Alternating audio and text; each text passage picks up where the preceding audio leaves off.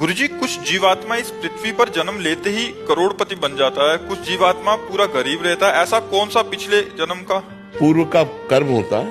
पूर्व का कर्म होता है, उसने दान पुण्य किए, उसने तीर्थावगाहन किया, उसने दूसरों को उपकार किया। तो भगवान स्वयं गीता जी में कहते हैं कि जो मेरा भक्त पूर्णता को प्राप्त नहीं हो पाया, भगवत प्राप्ति नहीं कर पाया और वो वासनाओं के जाल में बंधा रहा, मेरी भक्ति करता है, दान पुण्य करता है और उसके अंदर कामनाएं हैं, भोगों की इच्छाएं हैं, तो फिर उसको अगला जो जन्म होता है उस श्रीमान धनवान कुलवान के यहाँ जन्म होता है और भरपूर वासनाओं की पूर्ति की सामग्री होती है। और मेरी कृपा से वहां जन्म लेने पर भी वो भोगों में फंसता नहीं, उसकी पूर्व की साधना उत्थान करती है और वो भजन में तन्मय होकर के समस्त भोगों का त्याग करके दूसरे जन्म में मेरे को प्राप्त कर लेता है। उसे योग भ्रष्ट कहते हैं।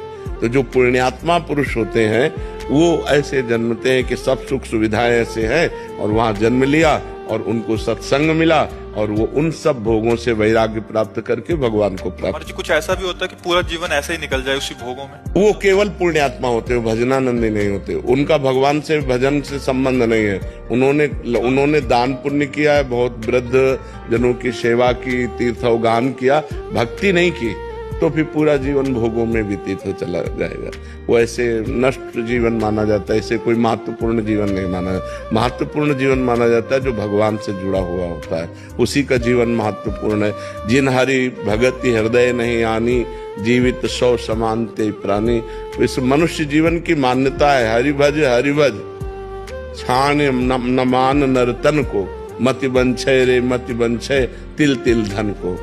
ये मनुष्य जीवन का जो मान है, इस मनुष्य जीवन की जो महिमा है वो भगवान के भजन की है, ना कि धन की। धन कोई महत्वपूर्ण बात नहीं, महत्वपूर्ण बात है भगवान से चित्त जुड़ा है कि नहीं जुड़ा है, ये बात है।